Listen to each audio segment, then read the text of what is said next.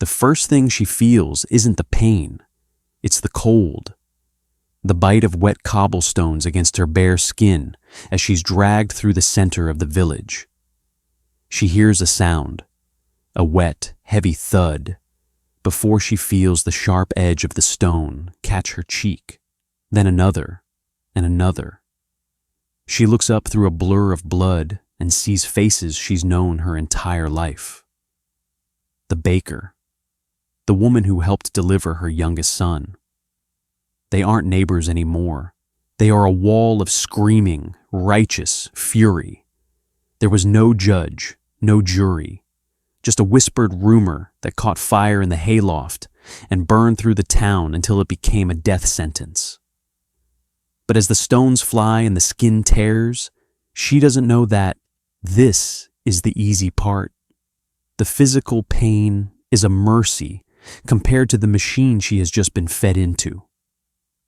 In a few minutes, the priest will begin a ritual so stomach-turning that the men performing it will have to look away to keep from retching. This isn't a campfire story.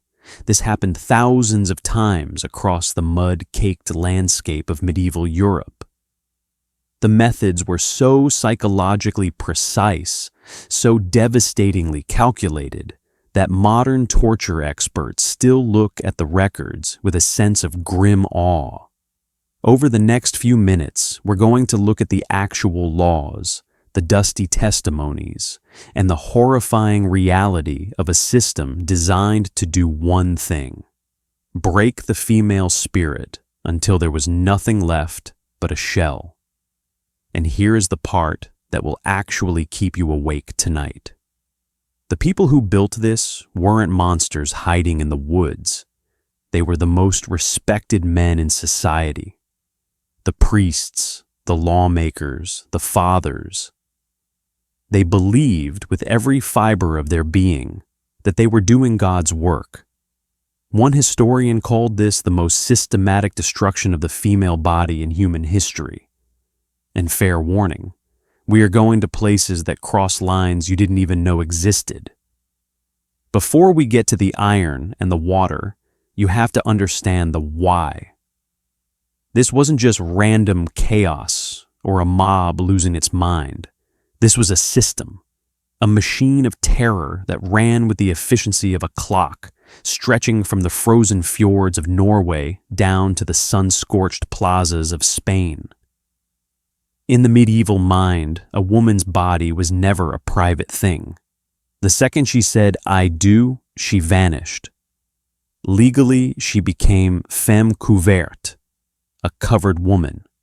She was wrapped in her husband's identity, his shadow, and his property. If she cheated, she wasn't just breaking a promise. She was committing a heist. She was counterfeiting heirs.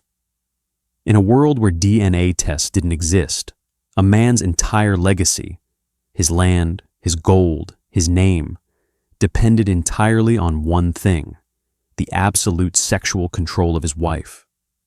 If she strayed, the bloodline was poisoned. Alliances between kingdoms could collapse. Treaties could vanish. So the response had to be more than just a punishment. It had to be a spectacle. They didn't just want to hurt one woman. They wanted to scar the minds of every woman watching. They wanted the image of what happens to a cheater to be branded into the collective memory of the village. The cruelty was the point. The horror was the message. Let's start with what they called mercy. They had names for it that sounded soft, like the carding or the penance walk. But these were just polite words for psychological warfare. It usually started before the sun even came up. Imagine you're asleep. The door to your home is kicked in. The bailiff and his men don't just arrest you, they wake your children. They make sure the kids are watching as you're dragged to the town square. There, a rough wooden stool waits. And there's the barber, the same man who might have trimmed your husband's beard just yesterday. But today, his shears are for you. Historical records from Augsburg describe how they would intentionally make the shaving as jagged and ugly as possible. They'd leave bleeding patches on the scalp. They wanted the woman to look diseased, like a stray dog with the mange.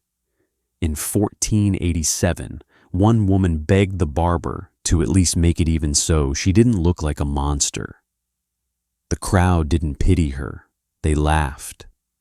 To the medieval mind, a woman's hair was her crown.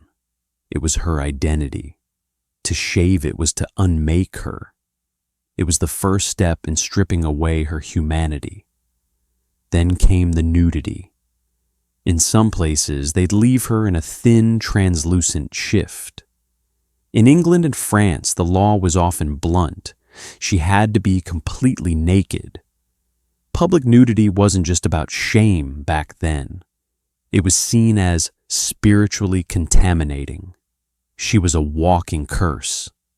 They would march her past her own front door, past the church where she took her vows, past the market where she bought eggs, past every person she had ever loved or served. And you couldn't just stay home and look away. Town records show that citizens were actually fined if they refused to watch. Your friends were legally forced to stand there and see you destroyed. They would throw more than just words. They threw rotten meat, mud mixed with human waste, and sharp stones. In 1342, a record from Toulouse describes a woman losing her eye to a thrown bone. Another woman, pregnant at the time, miscarried right there on the cobblestones from the sheer trauma. The guards didn't stop it. The longer the route, the better. In big cities, they dragged the procession out for 6 or 7 hours until the woman collapsed or lost her mind, screaming at shadows. When it was over, they'd dump her at her own doorstep, but the door would be locked. Her husband would have already tossed her clothes into the mud. Her children were forbidden from speaking her name. This was social death. She couldn't work, she couldn't marry, and she was forced to sit in a shame section at the back of the church for the rest of her life. People would still be spitting on her 15 years later. And that was the lenient option. When there wasn't enough proof for a rumor, the system turned to trial by ordeal. To us, it sounds like barbaric superstition. To them, it was the ultimate courtroom. They truly believed God would physically reach down and save an innocent woman. The most famous was the trial by cold water. The logic was twisted. Water is used in baptism to welcome the pure, so holy water would naturally reject a sinner. They'd take the woman to a river at dawn. The priest would bless the water, turning the river into a giant liquid judge. Then they'd bind her in a way that defied nature. They'd tie her right thumb to her left big toe and her left thumb to her right big toe. Her body was curled into a tight, helpless ball. They'd tie a rope around her waist, but not to save her. It was a retrieval line for the corpse. Then they'd throw her in. If she floated, she was guilty. The water had rejected her. She'd be pulled out and executed immediately on the bank. If she sank, she was innocent. But think about the physics. A terrified woman, hyperventilating, might float for a few seconds. If she sank, how long would they wait? Records show they'd sometimes wait until they finished a long prayer, 5 or 6 minutes. In 1194, a woman named Edith was accused by her brother-in-law. She sank like a stone. They pulled her out eventually, blue and bloated. She was declared innocent, but the oxygen deprivation had turned her brain to mush. She died 3 days later, the court's only response. She was allowed a Christian burial because God had cleared her. Imagine the choice: drown to prove you're a good person, or float and get your throat cut. If water wasn't available, they used the hot iron. You had to carry a red-hot bar of iron for 9 paces. Your hands would be wrapped in bandages for 3 days. When the bandages came off, if the wounds were clean, you were innocent.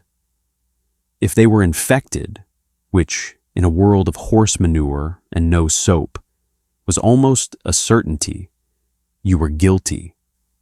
One woman in 12th century Bavaria begged to confess just to avoid the iron.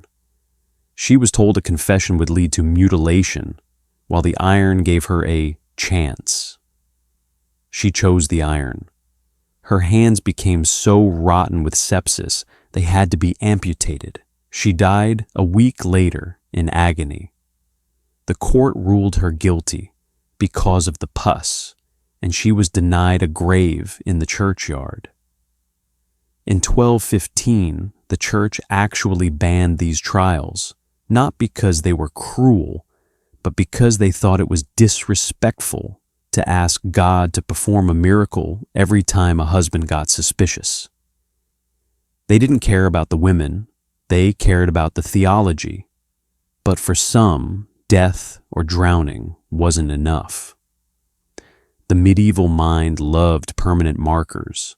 In a world where most people couldn't read, your skin was your ID card. King Cnut's laws in the 11th century were crystal clear. An adulteress shall have her nose and ears cut off. It wasn't a suggestion. It was the law.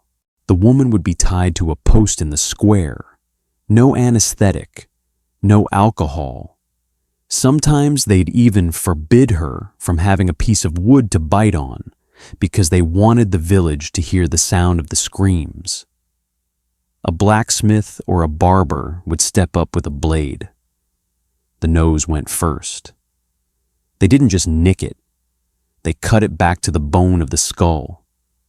The blood would be everywhere. Women would often choke on it as they were held down. Then the ears. Then they'd take a white-hot iron and press it into the raw meat of the face to stop the bleeding. The smell of burning flesh would hang over the town for hours. In 1231, a woman named Gertrude was accused of talking alone with a traveling merchant. That was it. That was the evidence.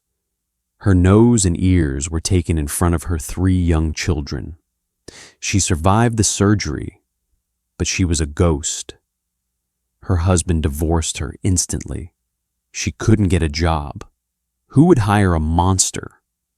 She couldn't even beg because her face terrified people.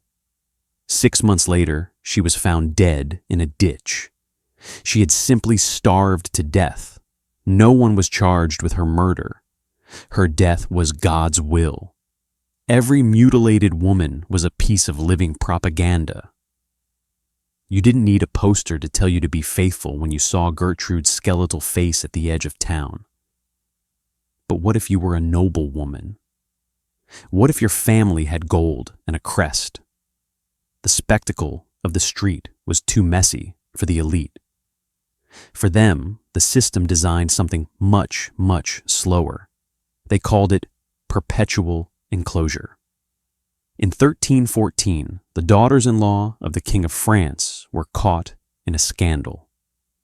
Their lovers were flayed alive, literally had their skin peeled off while they were conscious. But for the women, Margaret and Blanche, the king chose mercy. He locked them in the Chateau Gaillard. Margaret was put in a room 10 feet by 10 feet, thick stone walls. One window so high she could only see a sliver of gray sky.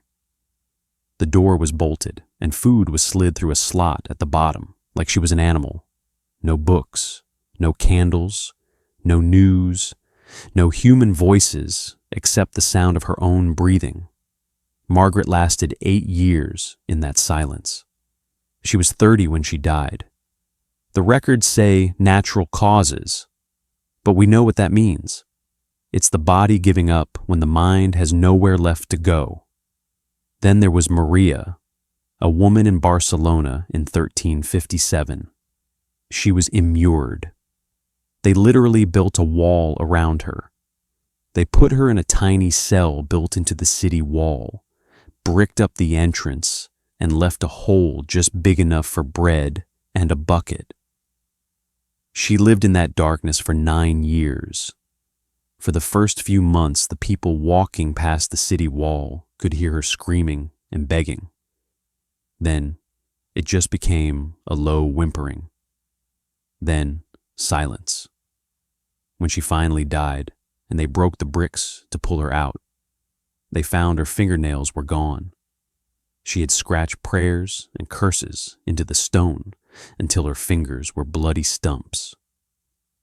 And here's the part that should make your blood boil. While these women were being drowned, sliced, and buried alive, what happened to the men? The men they were supposedly cheating with? Usually nothing. Maybe a fine. Maybe a "don't do it again" from the priest.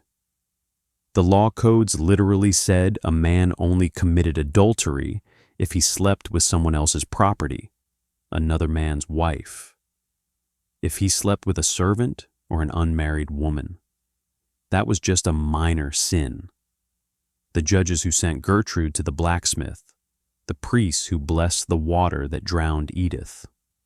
Statistically, many of them were cheating on their own wives. They had mistresses in the next town and illegitimate children in the cellar.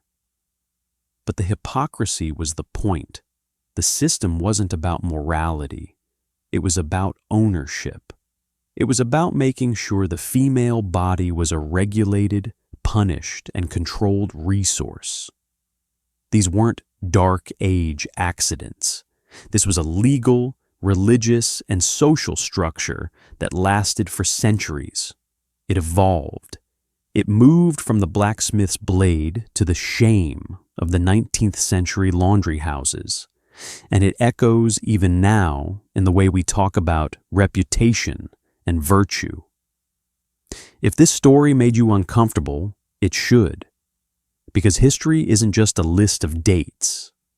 It's a record of what we are capable of doing to each other when we decide that one group of people is property and the other is divine. Drop a comment and tell me, which of these punishments felt the most calculated to you? And if you want to keep burrowing into the parts of history they didn't teach you in school, hit that subscribe button. There are a lot more uncomfortable truths waiting in the shadows.